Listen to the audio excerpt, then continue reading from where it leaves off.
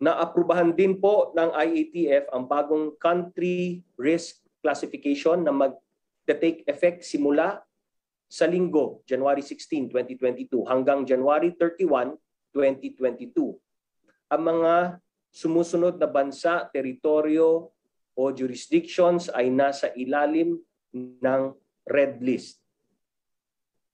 Antigua and Barbuda, ang Aruba, Canada, Curaçao, French Guiana, Iceland, Malta, Mayotte, Mozambique, Puerto Rico, Saudi Arabia, Somalia, Spain, at ang US Virgin Islands. Nasa green list naman po ang mga sumusunod: Bangladesh, Benin, Bhutan, British Virgin Islands, China, Cote d'Ivoire or Ivory Coast, ang Djibouti, Equatorial Guinea, Falkland Islands, The Gambia, Ghana, Guinea, Hong Kong, India, Indonesia, Japan, Kosovo, Kyrgyzstan, Montserrat, Morocco, Niger, Oman, Pakistan, Paraguay, Sabah, ito po yung Special Municipality of the Kingdom of the Netherlands, Saint Barthélemy, Senegal, Sierra Leone, Saint Eustatius, Taiwan, Timor-Leste, at ang Uganda. Ang mga bansa, teritoryo at jurisdiction na hindi ko po nabanggit ay nasa ilalim po ng yellow list. Kaugnay nito, inamyendahan ng IATF ang bagong testing at quarantine protocols para sa international arriving passengers sa Pilipinas.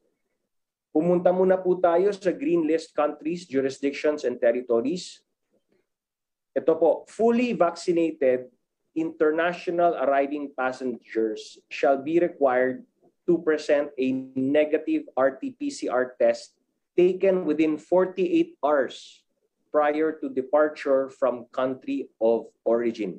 Inuulit ko po, 48 hours na po prior to departure from country of origin ang negative RT-PCR test.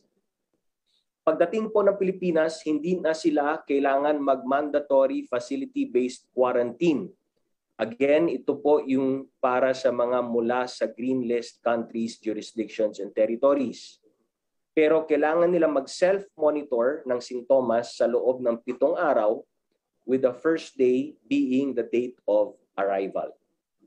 Para naman po sa unvaccinated, partially vaccinated, or individuals whose vaccination status cannot be independently validated, mula sa green list, kailangan nilang magpresenta ng negatibong RT-PCR test taken within 48 hours prior to departure from country of origin. Dagdag pa rito, kailangan nilang mag-facility-based quarantine hanggang lumabas ang kanilang negatibong RT-PCR test result taken on the 5th day.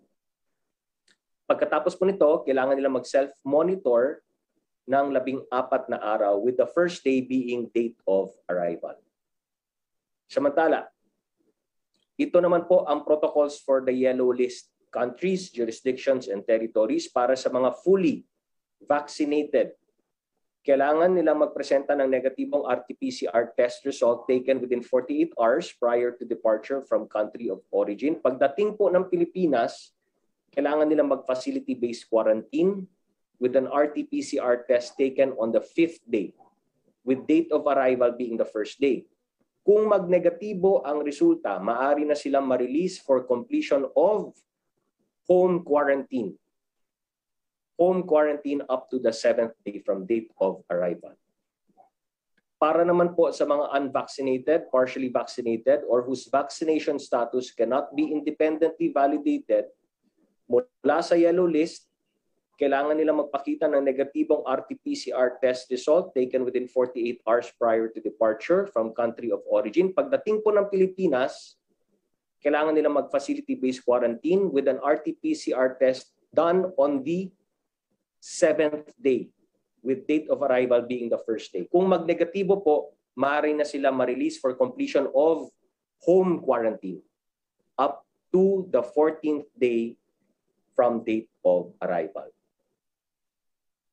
Ito naman po ang protocols for red list.